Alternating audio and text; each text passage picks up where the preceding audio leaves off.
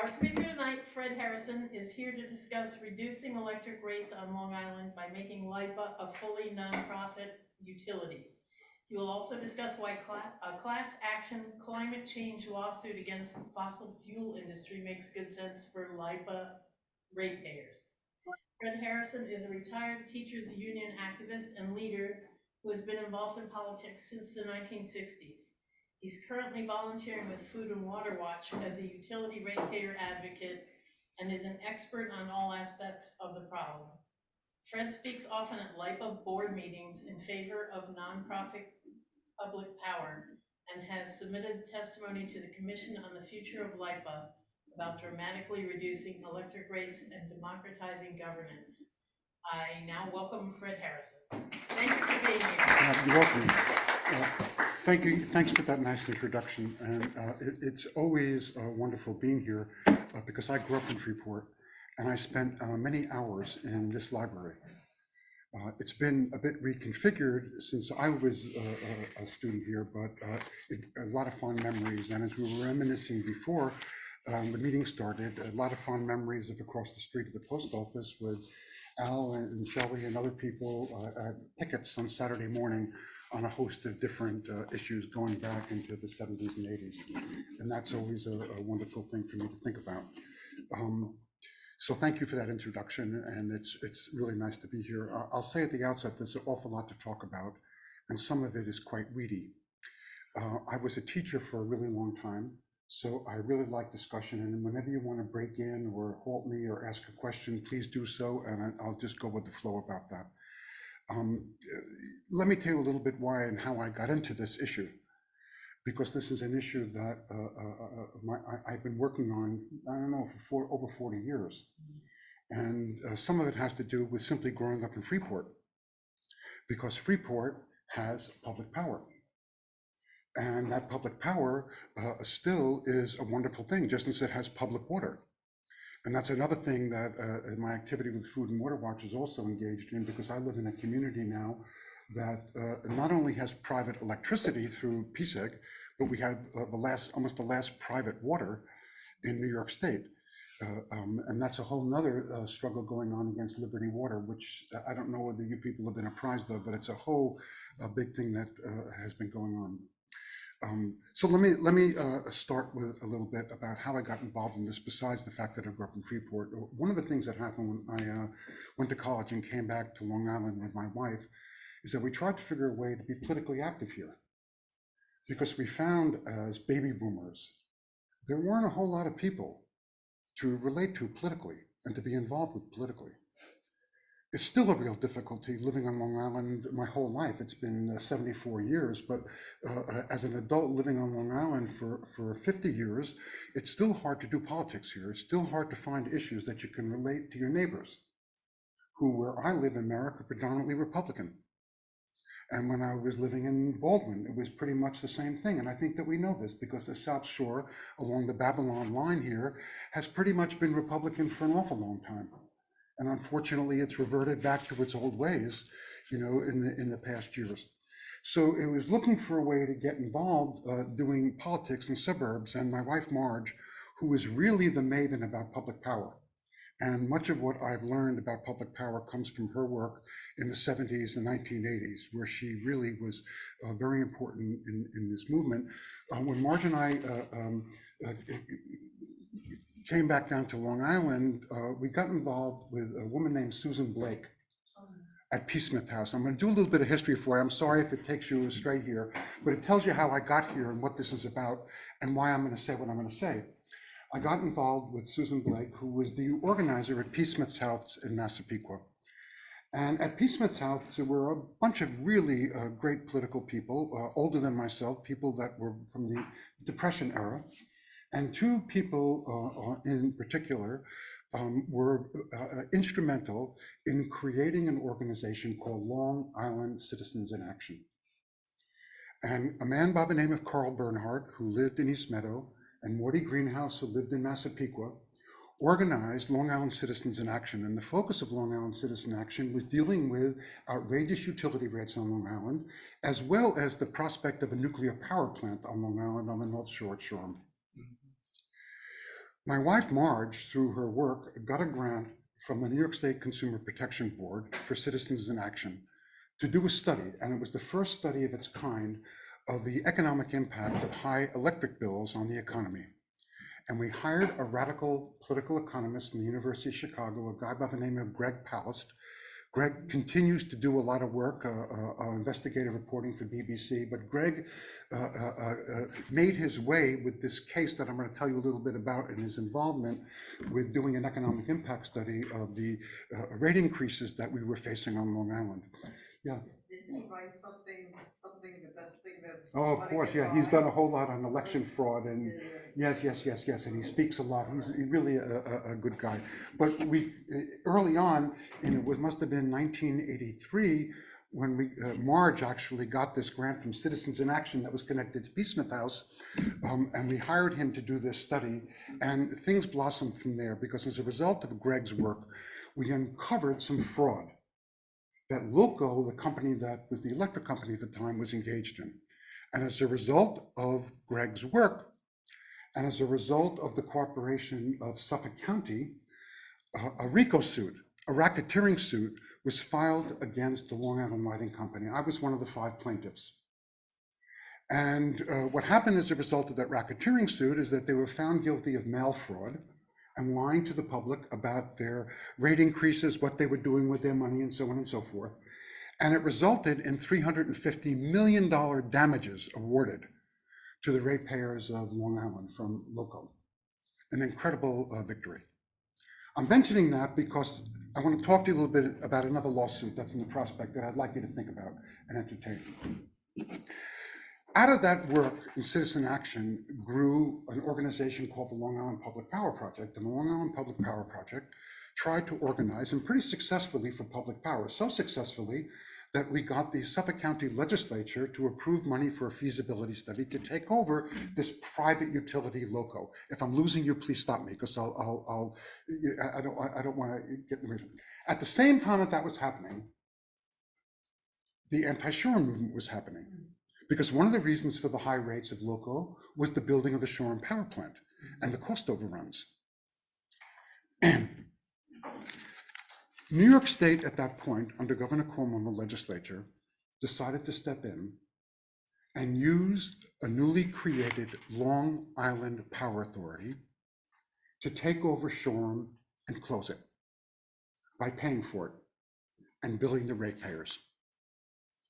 It was a bitter disappointment for many of the people that were involved in the anti-Shoreham, anti-local movement, especially the people in the Long Island Public Power Project that I had worked with, and that we really were trying very hard to municipalize the system. But LIPA was used as a vehicle to take over the company. That result has haunted people on Long Island ever since 1986, because it's meant that we have had to bear enormous costs associated initially with that power plant, the ubiquitous Shoreham debt. Because what happened is that the state authorized LIPA to essentially bail out the bondholders for loco. They didn't lose 1 cent on their investment, not 1 cent on the bonds. They were made whole, and in fact, they are still being paid off. Tom Falcone, the CEO of LIPA, had told me recently in a conversation that he estimates there's about $400 million left on this debt from the Shoreham nuclear power plant that closed in 1986.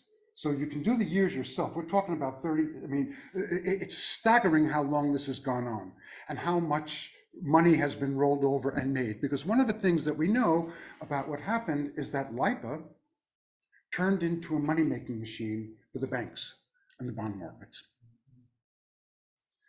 And so we have borne that cost.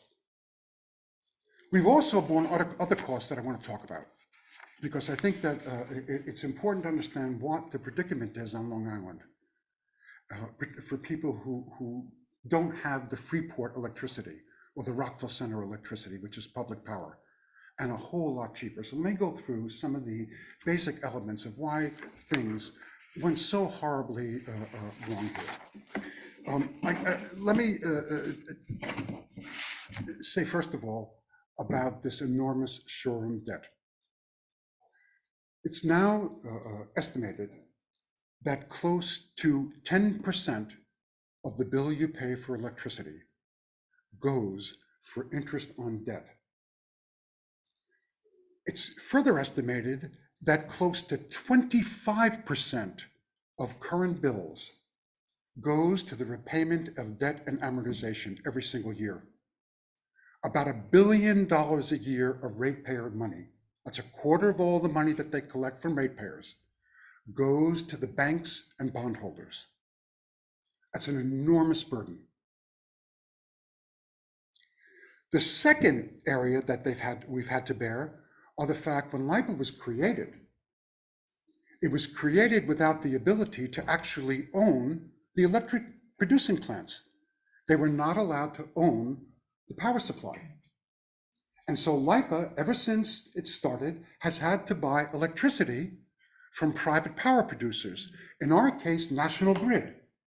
That's the company that sells natural gas on Long Island, but they also own the legacy power plants. It's called National Grid.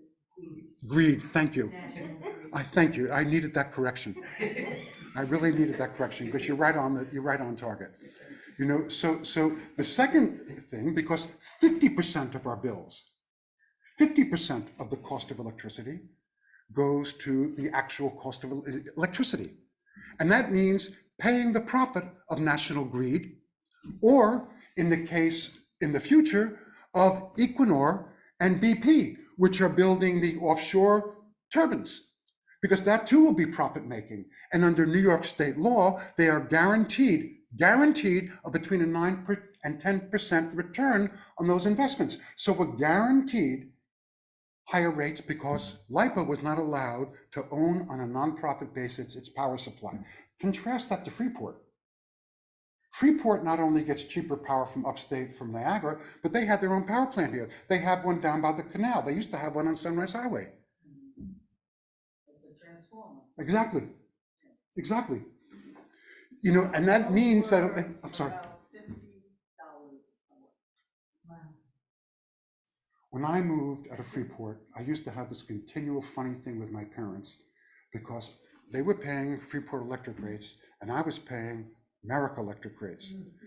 My bills were at least twice as what their bills are. And to this day, because I look at this stuff and I know this stuff, at the kilowatt hour charge in Freeport, it's about 14 cents a kilowatt hour. Kilowatt hour charge in the PSEG LIPA service territory is 25 cents a kilowatt hour. So you're talking about people paying lots and lots of money more per month because they don't have public power, which is a reason to support it. But that's another burden because LIPA was not allowed to have and own and operate its own power supply. That's a very, yeah. Question. You mentioned Equinor and BP is building, like, I guess it's Empire Wind. Yes, Two. yes. Now, how would, I mean, ideally, you know, how would the state actually, or somebody, or a public entity actually own that? How would that, would something like that come about? Because in other words, like Equinor is like it's a Norwegian company, I believe, and they've been building turbine, and they're part, I think they're part Norwegian, part state-owned. Yes, that's correct. How could, let's say the state, I guess, or federal government actually own those plants, and would it pay a lot? Would it be? Well, that's a great question. And I don't have a great answer because we haven't done it, Yeah. but we know how to do it. We know how to do it. In 2016, Bernie Sanders, as part of his platform, put forth the notion that the federal government should have a build out of renewables on the model of the Tennessee Valley Authority. There should be publicly owned wind and solar, onshore wind and offshore wind, publicly owned. And he made a quick point about it. Within a period of 8 to 10 years, it would pay back its costs, and then the electricity would be free except for maintenance thereafter. Government can finance these things. In New York State, just this past session, the New York Build Public Renewables Act was passed. It was a bill that's designed to allow New York State's New York Power Authority, that's the New York Public Nonprofit Power Authority, to build and operate renewable facilities. It was a real step forward. to allow New York State to go out, float bonds, easy to do, just as private companies do, and own and operate those facilities. Now, do you build it directly by employing people yourself? Maybe you subcontract and then you operate it after that, but that you finance it and subcontract. One of the most important things that's happened, and again, if I lose you, I apologize, because I said this gets weedy. In the Inflation Reduction Act that was just passed, there was a breakthrough for public power systems. Up until now, if a public power system invested in something, invested in renewable energy, it didn't get a tax credit for doing so. If Con Ed invests in renewable energy, they got a tax credit of 30%, which means you're reducing the cost of building out a solar array or wind turbines by 30% because of that tax credit. Public power systems were not able to avail themselves of that. In the Inflation Reduction Act, it was included for the first time that public agencies like LIPA can get the tax credit. And it's actually a tax payment, a check from the Treasury for 30% of the cost of the investment that they will make, whether it's in battery storage or whether it's in solar arrays on a commercial scale, whether it would even be wind turbines. And it's one of the things I go to the LIPA meetings and talk about all the time, about pushing LIPA to begin to do this as a public agency. And they, in fact, brought in somebody from the private investment agency Fitch to give a talk on the prospects for LIPA. And the manager of Fitch said to them, and I was sitting there and I was really startled about this, that for the first time it makes sense for LIPA to begin producing its own power because of the Inflation Reduction Act and the incentives that are now available for that to happen. So I don't know if that answers your question, but it's... So it does, I guess you would use like Equinor for the people that work for that sort of subcontractors. It would be owned by the state, perhaps. Right? Absolutely. Like NYSERDA, maybe. Or LIPA. I think, in fact, it should be owned by LIPA. That would make the most sense. You know, it used to be that power companies, electrical companies, owned and operated not only the transmission and distribution system, but the actual power plants. In the 1990s, I really don't want to get too much into this because I'll lose you, not lose you, but it gets overwhelming. There was the deregulation of the electricity market, making the claim that if you broke up the power companies into companies that sold you the electricity and produced the electricity and allowed customers to choose who they wanted to buy power from, it would be cheaper for everybody. Competition would do wonders. Well, it hasn't. It's been pretty disastrous. Studies have shown that electric rates didn't go down. But so it created this situation of an abnormality where it used to be that it was normal for companies to own their own power plants. It was like vertical integration. You know, it allowed for efficiencies. It was a smart way of operating. I'm sorry if you want me to back off some of this, I will. You know, I'll give you another reason that we pay so much for electricity. A big part of our electric bill, a huge part of our electric bill, 20% of our electric bill, goes in the payment of taxes. Now, LIPA, the company that owns and operates the power system, is a public company. Public enterprises, this library doesn't pay taxes. Schools don't pay taxes. Freeport Water Company doesn't pay taxes. LIPA pays taxes. They're called pilots. It pays over $600 million a year. We do, ratepayers, in what are called pilots, payments in lieu of taxes. It's an enormous expense, enormous expense. The typical public utility spends about 4% of their money on community benefit programs. LIPA spends 16% of its money, of our money, ratepayer money. Now, what does that mean? It means, and it's a horrible thing, that ratepayers in Roosevelt, in Hempstead, in Wyandanch, in Long Beach, we could just make a long list of these, in Uniondale, are paying taxes property taxes through their utility bill that goes to school districts like North Shore, where Glenwood Landing has its plant, or Northport. Northport has I was a teacher for 40 years. Northport had a wonderful school. They got tons of money from the Northport local plant, now a National Grid plant, and it's paid for through the electric bill. It's horribly inequitable. It's transferring money from one group of people to a set of school districts and communities who benefit from this. And if you don't have a power plant, if you happen to be like Merrick, I have a garbage dump. It smells like hell. It's a landfill. There's no tax benefit from it. People from the surrounding communities don't pay tribute to the Belmore Merrick School District.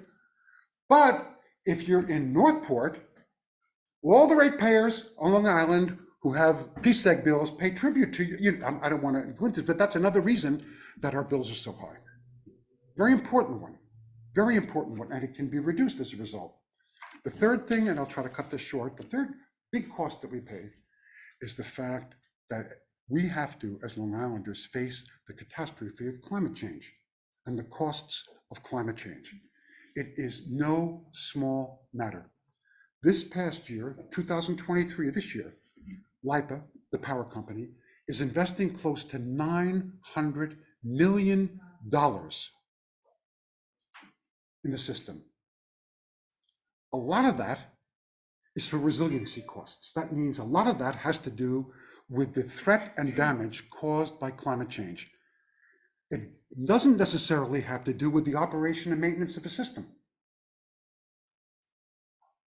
So what's going on? We know that at least $70 million this year is being spent on climate change resiliency. What do? They spend tens of millions of dollars raising substations, elevating substations for fear of the next flood or the next flood in the next 10 or 20 or 30 years. They isolate neighborhood circuits so outages become more contained. They spend tons of money on this. Now, interestingly, another organization that I belong to, the association, the AARP, as well as the Public Utility Law Project in New York State, which does a lot of advocacy for lower middle income people on utilities, both argued that ratepayers should not be paying these climate costs. This is crazy. The Department of Environmental Conservation in New York says that electrical production and distribution contributes 12% to greenhouse gas emissions in New York.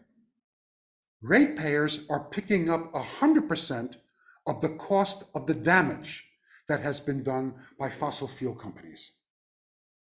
And that's what AARP and Pulp and others have been pushing back against. We have to get that off our bills. That brings me to the last thing that I'll talk about, and I'll ask you, and we can have a discussion, and that has to do with the climate lawsuits. One of the ways of beginning to get at the outrageous electric rates that people pay is to begin to push back on the costs and push the costs to where they belong. And we know that the climate change costs belong at the fossil fuel companies. They're responsible for this, and there's a lot of evidence for this. Since 2017, more than 24 states and municipalities have filed climate change suits against the fossil fuel companies. Those suits in part arose from some great investigative reporting from the Columbia School of Journalism that uncovered a trove of documents from the fossil fuel companies going back to the 1970s, revealing that they knew exactly the damage that would occur from the use of fossil gas and oil. They hid it from the public, and they engaged in a massive campaign of deception. Now, lawyers around the country, most of them attorney generals, and I'll talk about why attorney generals in a second and what that has to do with what I'm going to talk to you about, have made the case that this was a massive fraud. And they have the documents for it. They liken those kinds of cases to the tobacco suits and the tobacco scandals and what the tobacco industry knew and what the tobacco industries had to pay. And so the model of that for climate suits is on the tobacco cases, based upon state laws that protect people from consumer fraud. And when you can show that consumer fraud has been committed, you can sue for damages. And we know the damages have gone right on our bill. They're not indistinct. Because on every bill that you pay, if you're a LIPA PSEG ratepayer, you're paying the damages because there's a cost in that bill for resiliency spending related to climate change. And we need to get that out of there. We need to shove it where it belongs. So that's what I'm really here for, because I'd like you to think about supporting a climate change suit against the fossil fuel companies. There are many models for this. It's been done around the country, but no ratepayer group, no consumer of electricity has moved in this direction. Part of the reason they haven't moved in this direction, it's devilishly expensive to file one of these suits. You're going up against fossil fuel companies, you're going up against Exxon. So the legal cost of this, the constant flow is absolutely enormous, and only agencies of the government can really handle that burden or have the staffing to do it. So virtually all the cases, there's one exception that I know of, and that's the young people out in Montana, who filed a suit, and that was through pro bono work of wonderful people that did that stuff. But that's really unusual. Most of the other ones are the state of New Jersey or, the city of Honolulu, or, I can make a long list of these kinds of things. So what I thought is that what we need to do on Long Island is we need to get LIPA. LIPA is the public agency. They have a fiduciary responsibility to make sure that we pay the lowest electric rates possible, to file that lawsuit on our behalf, and to use the resources of New York State, whether it's the Attorney General's office or other people in important offices, to help push that suit. That's what I'd like you to think about. I've done a lot of research on this. There's a wonderful group at Columbia University Law School, the Sabin Institute, that is at the forefront of these climate suits.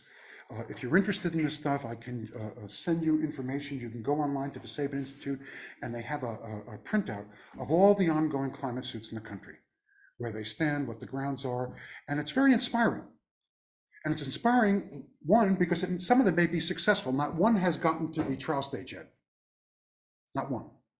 The one in Montana is a little bit different because it's not based on consumer fraud. It's based upon Montana's state constitution and their constitutional obligations to protect people from environmental damage. It's not based on these fraud statutes, and those are starting to work their way through. I think there's a lot of potential. What can the Green Party do? Can sponsor and support such a suit. Sign on, help organize it, help figure out a public relations campaign, help generate support. It's a wonderful issue because it makes it clear who's responsible to what's happening to us. I'm convinced as an environmentalist, I didn't get, I backed into this issue 3 years ago from doing climate change work with Food and Water Watch. And I've become convinced the more I've gotten into the subject of climate change, that the road to full electrification, the road to decarbonization, the road to renewables has to be paved with cheap electrons. If we can't reduce the price of electricity, people are not going to switch to the heat pumps that we need them to do. They're not going to switch to EVs. They're not going to heat and cool. You get my point. We need affordable, cheap electricity so people can afford to do the right thing, which they would like to do. I'll remind you of one little thing, two things, and I'll end. I don't know if you remember the Yellow Shirt movement that happened in 2018 and 19 in France when the Macron government faced an uprising as a result of rising fuel and electricity prices. It made it clear that there's a limit to what people are willing to do in the name of climate change. How much they're willing to spend, how much they're willing to sacrifice. I may be willing to sacrifice more, But a lot of my neighbors aren't, and we have to get them on board. And the way we're going to get them on board to switching out to what they should be doing, what we all need to be doing, is to make it affordable. And we only can make it affordable if electricity is cheap, because we're talking about the electric, that's what people in the environmental movement are talking about, the electrification of everything. How do you do that? How do you afford it? How do you make sure that power is affordable and cheap? And so one of the ways is to start to nibble at those costs, and a climate suit, I think, would help focus attention on that. I'm sorry if I went on a bit. You know, it's a lot. I left out a whole lot. I didn't even talk about the New York State Legislative Commission on the Future of LIPA. This, you know, it's a huge, huge subject. So if I could answer or emphasize something more, or I can, you know, I can think of another thing that the Greens could do. You know, get Cornell. I'm joking about this. Get Cornell West to a press conference on climate change, and you know, you know, get into an event where we talk about corporations and Exxon having to be responsible for the cost of climate change, and it begins with people pushing back and making sure that the bill lands where it should. You know? So thank you for your attention. Yeah, but how are we gonna stop them from using fossil fuels to make electricity? That's Well, the whole business with climate. that is going to be New York State law, and it is New York State law. By 2030, 70% of our electricity on Long Island is going to come from renewables. And that's pretty sure that's going to happen. By 2040, it's going to be 100%. And the build out of offshore turbines, offshore wind, is going to be enormous. And everybody's on board. All the unions, they have done a lot of spade work on this. All the unions, all the businesses, it's going to be a money-making win-win for everybody. It's not clear if it's going to be a win-win for ratepayers. You know, because they have, excuse me, start to push back. The suit, making sure that we don't no longer have to buy profitable power from companies like National Grid, that it can be publicly produced power.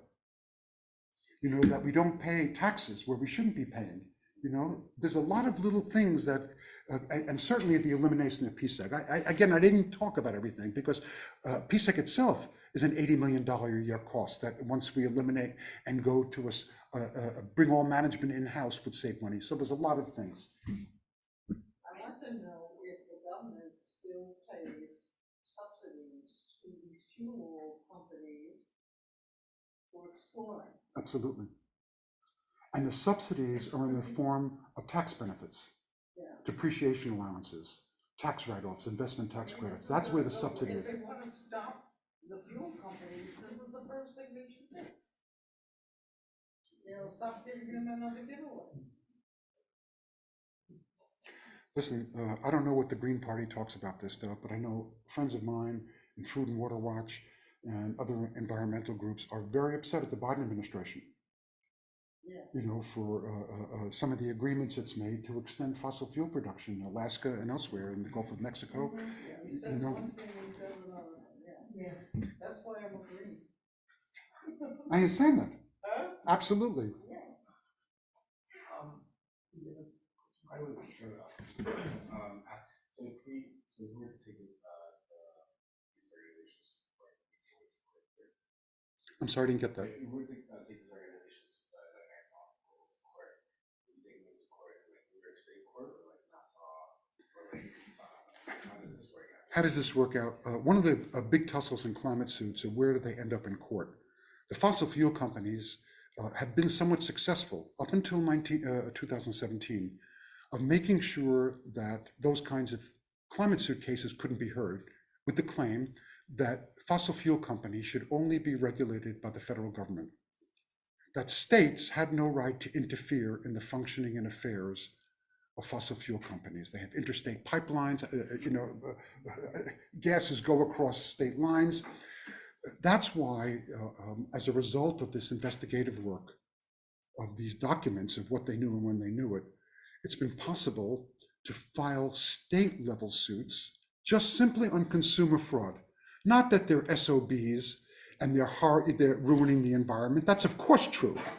But the legal grounds to sue them, to make them pay, is that they violated state laws, having nothing to do with interstate commerce or anything else.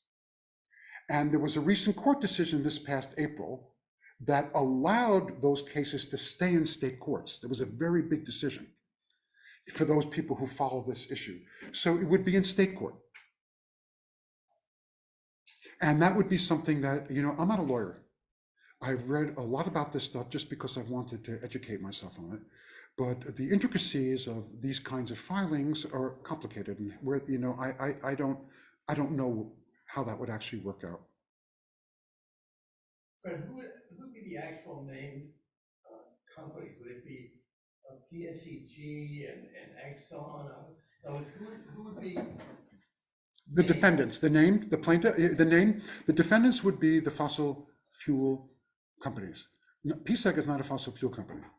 PSEG is a consumer of natural gas. They don't produce it.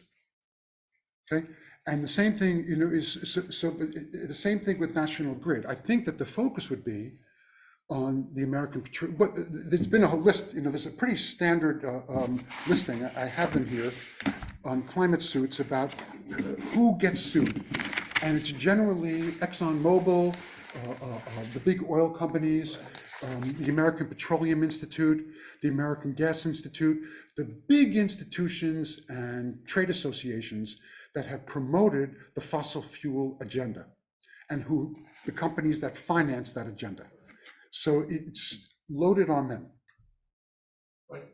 So I guess that, let's say the debt from Shoreham, that wouldn't be a part of this. No. Because that's a nuclear power. That's a whole nother. I'll give you an example. This is the lawsuit that was filed recently in New Jersey by the Attorney General there, a guy named Matt Platkin. And the defendants are ExxonMobil, BP, Chevron, ConocoPhillips, Phillips 66, Shell Oil, and the American Petroleum Institute. Which represents them, I guess. So That's exactly right. And that's the defendants in the legal suit that New Jersey recently filed for climate change damages, citing the damages of Hurricane Sandy and Isaias, the fact that there are so many shorefront communities in New Jersey, I don't have to tell you, it's the same thing that we faced here on Long Island in terms of what happened as a result of those hurricanes. So they're suing for damages, and it's a really wonderful example of a suit because it spells out nuts and bolts what they did and didn't do, what they knew and should have told everybody and didn't. And so we can model it on that. And the plaintiff would be LIPA representing?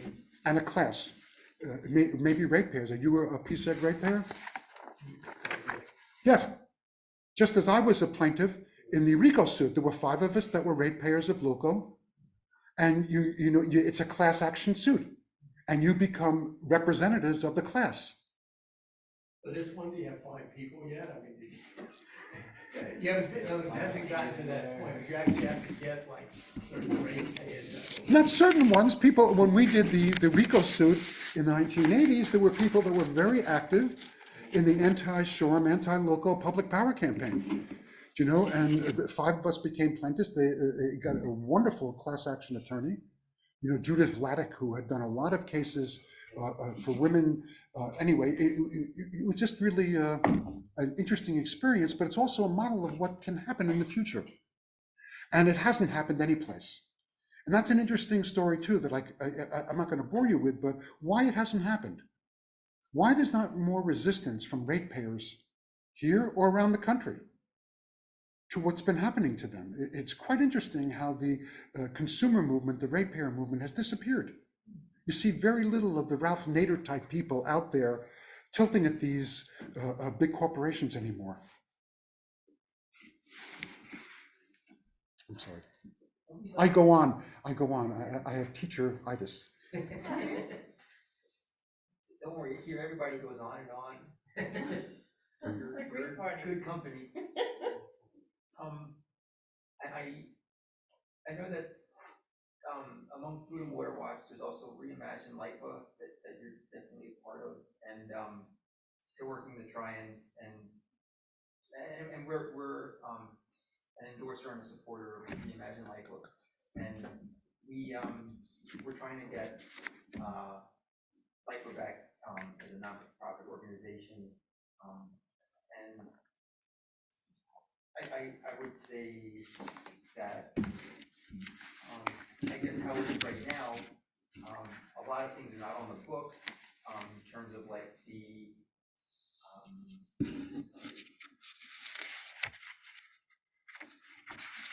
what they're trying to do for resiliency costs specifically. So like if there are fossil fuel plants that are say on the North Shore and they're sending electricity down here, it loses efficiency versus having community-based grids, which would be much more efficient. And if we had a publicly managed municipality, would be able to better invest resiliency costs into researching community-based grids, which could then do what like you were suggesting, like when it was initially, I guess, regulated in the 90s, how people were saying, oh, we could get cheaper electricity from where we wanted to do it, and it didn't actually fruition. But today, now solar panels are cheaper than even coal. But it's a matter of, does the semi-public-private LIPA currently want to let go of their connections to the gas pipeline manufacturers and installers and maintenance people who get a lot of job security from continually financing fossil fuel infrastructure, to looking at how we could really save money, save the environment. So I was hoping if maybe you could, is aside from the lawsuit, which I value tremendously, the state committee that was assigned, that would help in looking into those elements coming into fruition. And would you mind describing what the process is of that a little bit, please? Sure. I'll say something. I'm glad you know about this issue about grids and how to do community-based solar, because that's something that's really important. And if you're interested in it, there's a wonderful study that was done about 1.5 years ago called Solar Rooftops on Long Island. And I could email you the site, but it shows that we could easily provide all the electric power we'll ever need simply using rooftops, commercial parking spaces, building rooftops, shopping center rooftops. And they use some very sophisticated analysis to show that we could do that. And you're right about the efficiency and bringing power where it is. I mean, that's all good stuff that would be very important that a public system could much better do and finance. So you're not wrong. I think that LIPA knows that fossil fuels are gone. They will be gone. And I don't think LIPA has much stake in that game. They have a stake in making sure that they can get firm electrical power. They need to know that when people turn on that button, the electricity pulses through. And that's going to be a problem going forward, because as we move off fossil fuels to renewables, as you know, there's issues of intermittency, and I'm going to start glazing over language, this issue of peaker plants, because many of the power plants on Long Island are called peaker plants. They're only used maybe 1 hour a week when the demand for electricity soars, and that people want to be able to turn on those ACs, and then they shut down, but they have to be paid for all year round, and we have to know, so there's all these problems in figuring out how to intelligently transition to what you're talking about, and a public system does that.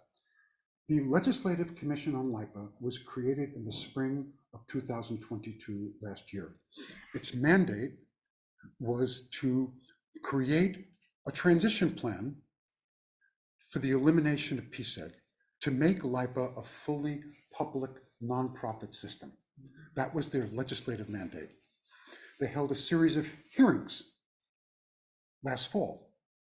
Virtually all the people who attended spoke in favor of public power.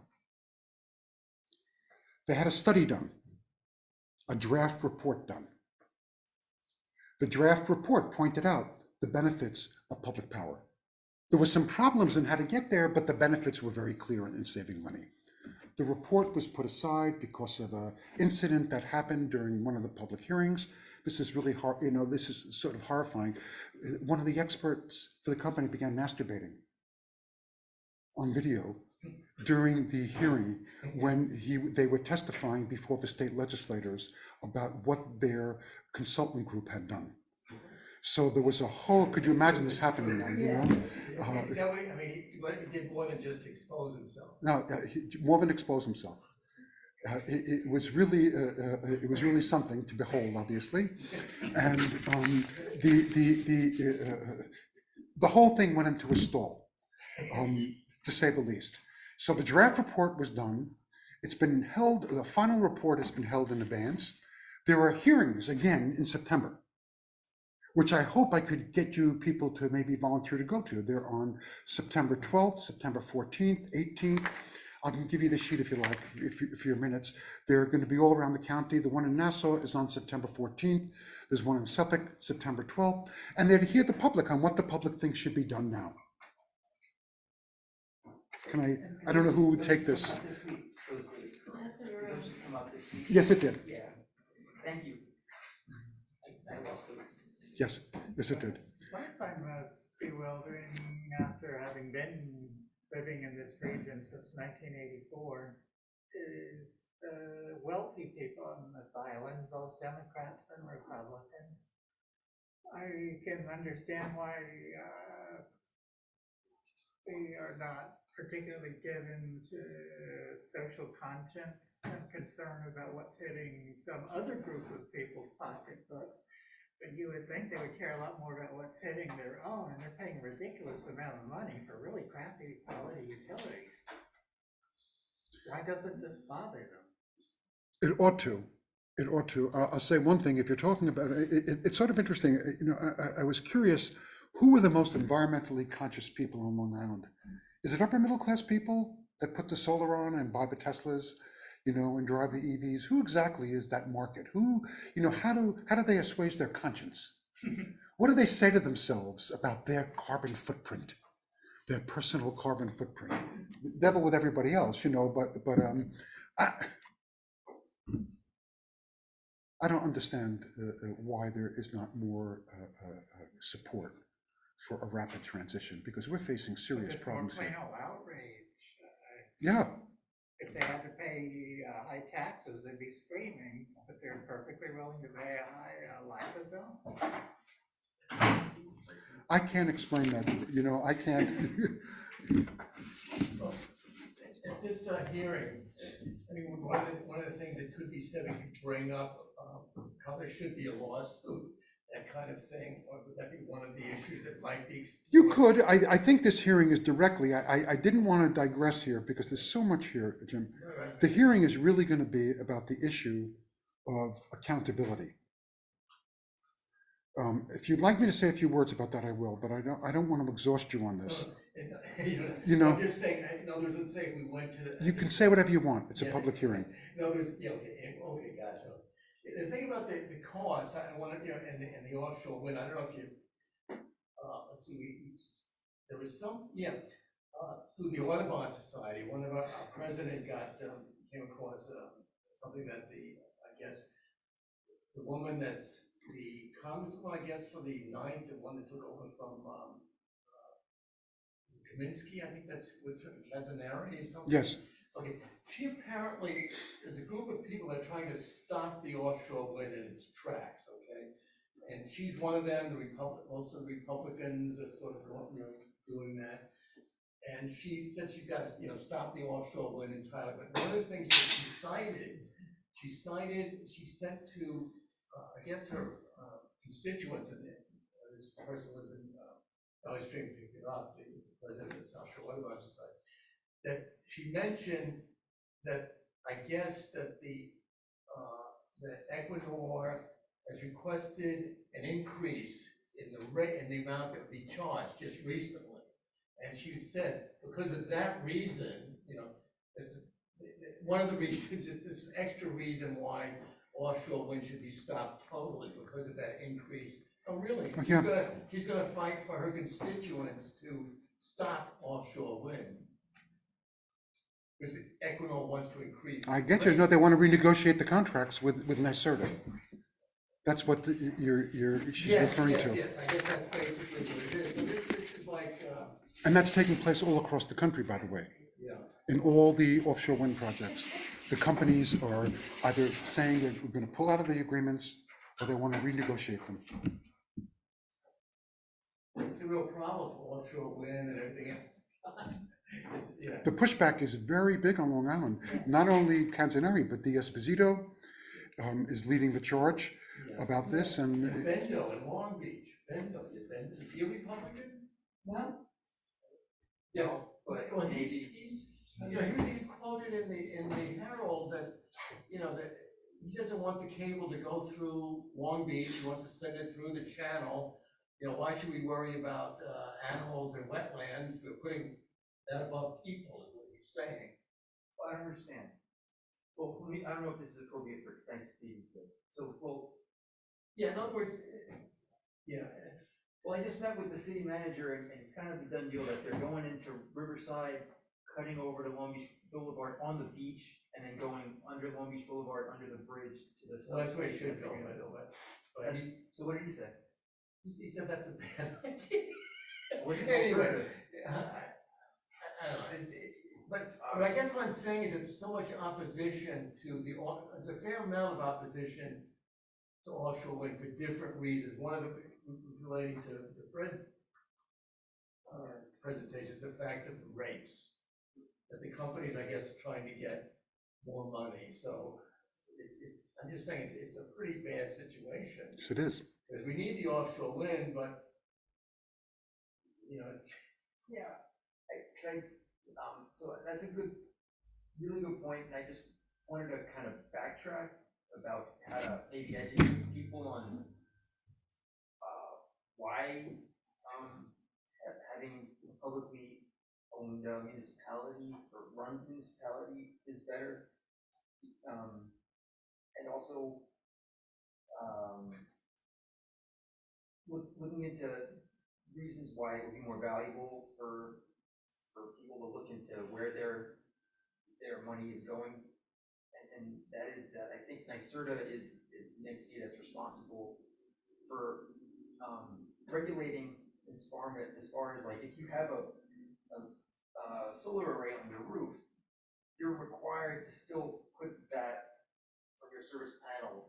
You have to tie it into your service panel and put it back into the grid. system, Yeah. the grid. And so that there is kind of troubling because some people would be benefiting more if they weren't putting it back in the grid. If they were, say, putting it into a battery system and then selling it to a house across the street that had a lot of trees and shade, that would be more efficiently used. And now because literally everyone who has a solar panel on their roof is a power plant. Then they would be able to say, I'm a local power utility and you could pay me. Just like as right now, the offshore wind turbines would be an alternative. But we don't know exactly where they want to, we don't know how far they're intending to send that electricity outside of the local, I guess, electricity ratepayers that are close to the offshore wind in the substation. But I think I thought some of that was circuitry, the complexities of having a house at 347 Main Street push its electricity into anything other than the general grid would be kind of complicated. well, so it's complicated if there aren't using standards. So if we have, They could electrical build standards, you're right. then everything would be safe, and there's potential for a lot more. No, you're raising interesting stuff. You know about battery usage, that it's going to become associated with solar. In California, they're now mandating that when you put solar, you have to also put a battery in at the same time. So that's, but there's complications again. And that's what makes this very weedy. And I think that's part of the reason that I get into it. And the reason why is that I have solar. What happens when 3 days in a row, I have to pull electricity off the grid because there's no power, because of cloudiness? So the power company has to be prepared for Fred Harrison not to put power back into the grid even, which I do sometimes when the sun is shining at 1 o'clock, but when Fred Harrison then pulls off. Do you follow what I'm saying? So there's all this difficulty in managing such a system. So it's not so quick that we could just go on our own, or we could pump back in, because how do you pump back? Do the lines have the capacity? I listen to this stuff at LIPA meetings a lot, and my head glazes over, because I'm not an engineer, I'm not an electrical engineer, but there's something that you can understand about. There is complications, because I want to know my air conditioner works when I go home. So do you think that we could convince this congresswoman that if we municipalize LIPA, we'd be able to get cheaper electricity from the offshore wind? Well, you know what happened? The answer to it. It's worth a try. And what I've been told about this and what I've read, Jim, and maybe you live closer there, I've read that one of the things that's going on with Canzaneri and D'Esposito is that they're negotiating for a really big community benefits package. Ed Romaine in Brookhaven got like $150 million community benefit package from the turbine companies that are going to be building off Suffolk. And I think that what D'Esposito said is that Equinor didn't offer enough. They sort of blackmailing. Yes, I wonder whether that's what's... Yeah, I think that's going on.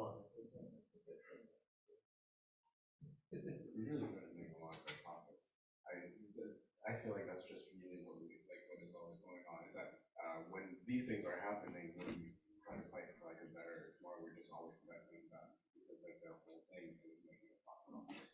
So of course they would be opposed, of course they would be so upset, of course they would be misinformation, of course. It's like it's part of the process.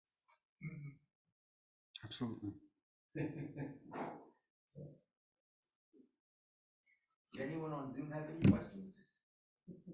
I'm still there. Tom and Elizabeth, I believe. Yeah. They are both on mute. I just want to say, great presentation. I think we should have you back every 3 months for an update. Be careful what you ask for, you know what I mean? Careful what you ask for. You said you had resources available for this kind of, like where we could find more information about the issue? I have it's, if you give me your email, I can send you, you just tell me what you're interested in, I'll just send you stuff that you can look at. Yeah. I'd like to see that thing, that link you have to the, how rooftop solar would be. Oh, absolutely, it's really interesting. Because that's really a big issue, because a lot of solar farms are like cutting down trees and destroying grasslands. That's a really big issue. Yes, yes. And I've always thought that if you just subsidize, panels in every house, that's Jim, absolutely. And what they use the Google system to do satellite photos of all the rooftops on Long Island, all the businesses, all the parking lots, and they did a calculation. If you used X% of them, and you could generate. Yeah. I've seen the ones they put in at Westbury High School out there at the turnpike. I haven't seen that. All of the On top of the parking. on top of the parking on both sides. Smart. There's a slant. Smart. That's the kind of thing. It's asphalt that's out in the middle of nowhere with no trees covering it and blistering hot this summer. Right. I remember we went to a protest many years ago, and it's like you don't want to substitute green, you don't want to cut down forests and, Yeah. you know. That was the Mastic Woods, when they built like Yes. 100 acre, and with the Social Audubon Society and the Green Party would oppose that back then. But they went ahead, Because it's Anyway. cheaper. Absolutely. Listen, there was the Sierra Club people tried to push the town of Hempstead to take the Oceanside landfill and put a solar installation there. And it was blocked primarily by D'Esposito, our congressperson now. It was, and the Sierra Club really worked hard on it. They went to town board meetings one after another. They got the Oceanside School District to support it. They got the kids with petitioning for it, and couldn't get it through. Where were they trying to get it to? You know the Oceanside landfill? Yeah, I live across from the. Oh, so yes, they wanted to turn that into a solar site. That was. They had a study had been done, I'm sorry, When was that? maybe 2-3 years ago, right before COVID. Okay. So Kathleen Rice was the congressperson at the time. but now- Yes, now it's D'Esposito. He was on the town council at the time. Yes, so that's where it was blocked. Yes, when he was on the town council. Quality, okay, thank you. Yeah. I remember at one point they were trying to make it an equestrian park. The equestrian park? There are some issues with that, because I think they also have that landfill they use, they're burning the gas for electricity too. And I think one of the issues is that I think that landfill is so filled with Methane? gas, methane tubes that it's really hard to, it might be hard to do anything with that. I don't know, but you say D'Esposito put the kibosh on any. Yeah, one of the people I work with in the Sierra Club and in other politics who was very involved in this, and Right. he was the one who told me about what D'Esposito, and then I looked it up in the Herald, Right. and they had a quote from D'Esposito in his opposition. What did he? He used the excuse that nearby residents in Oceanside opposed trucks rumbling through the neighborhoods carrying solar panels as the project would go through its installation period. I was like, what? Is it not? Sorry. Yeah. No, what? Yeah, what? Never mind. No, it's not. Vibes on myself. No, what do you mean, they're not police cars? Or was that- Oh, you would rather than, instead of being, he's opposing utility trucks, he would rather than be police trucks. Oh, right, absolutely. right. Yeah, you got it. That's all out there, right? Yeah, So, so we have a lot of information about the lawsuit, which, it's good to know about New Jersey, and, this is something we could take up, voting on, like maybe our next meeting, which would be August, right, August 21st, thank you. we're confirmed with the library. so do you wanna vote on it then or now? Oh, we can vote on it now, do you wanna have I mean, we a, have a quorum. yes, we do. Okay, Is Tom and Elizabeth, can they vote now? Can they hear us? If They can hear us. If they can speak to us, they can vote. How's that? Yeah, see? We have a Should quorum. I stop Yeah. recording? No. Okay. I think it's good. I mean, we discussed it at a previous meeting. That's why we invited you in, and I think we should support it the way that Fred is outlined, doing those kind of yeah, things, and do we have to, actually start our official meeting though, in order to vote on that, since we never really. if you want to vote on it next time, that's fine. But I don't think you do. Okay, I mean.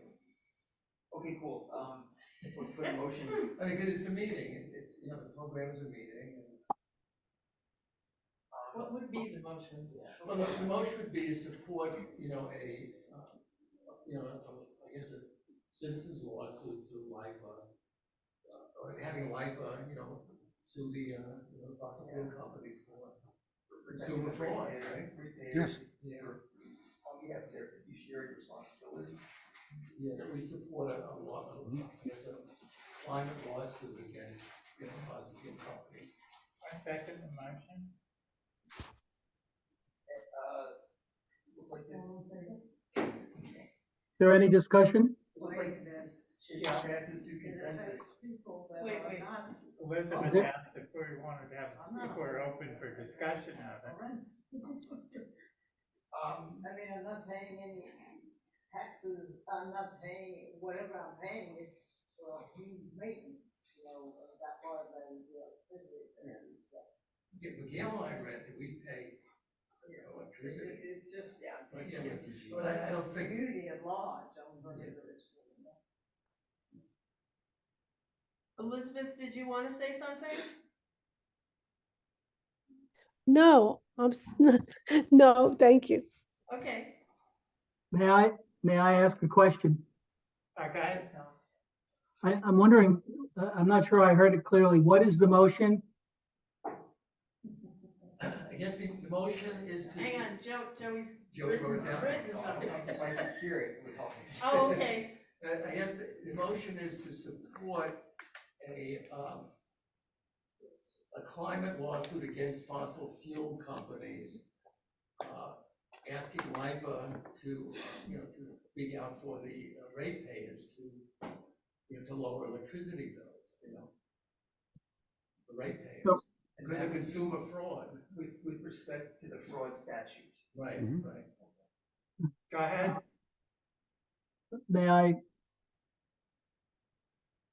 Can I comment? Yes, I think it's great. I'm not exactly sure what support entails.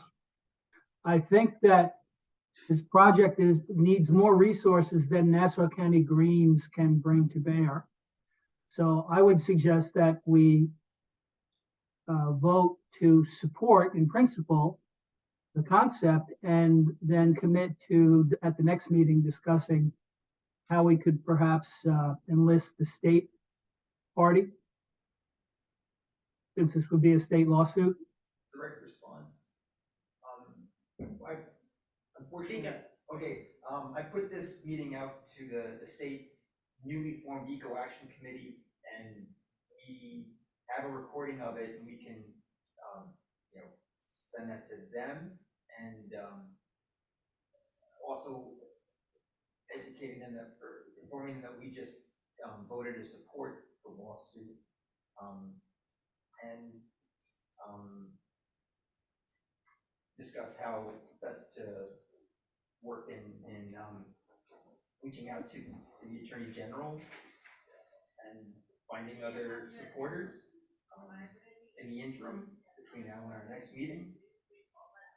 But the state Eco Action Committee will know about this today or tomorrow.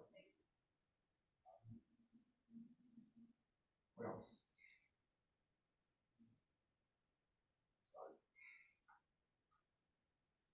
I will mention it also at Wednesday night's executive committee of the Green Party of New York meeting. This Wednesday, just happens to be this Wednesday. I'll mention it anyway, that we're discussing it and see how we can involve the state party. It's in conformity with a state platform. Yeah. I'm pretty sure it's, public power is there, I know. Yes. Howie Hawkins, that's been one of his main, And also, the national committee, we met last week, and I also brought the speeding up to them, and there's a lot of other states that are doing similar things, trying to move forward with the public municipalization managing of it, not necessarily the lawsuit, but I'm sure they're doing that too in certain states. So this could be helpful with other states that are looking into that same avenue, because they were supportive of this presentation. They'll like to hear an update on this meeting. Well, should we vote? okay. Or we could just call for objections. Any objections? Nope. Motion passes by consensus. I don't know what we can commit to in terms of labor and talent, but we're definitely in favor of it. and we do what we can.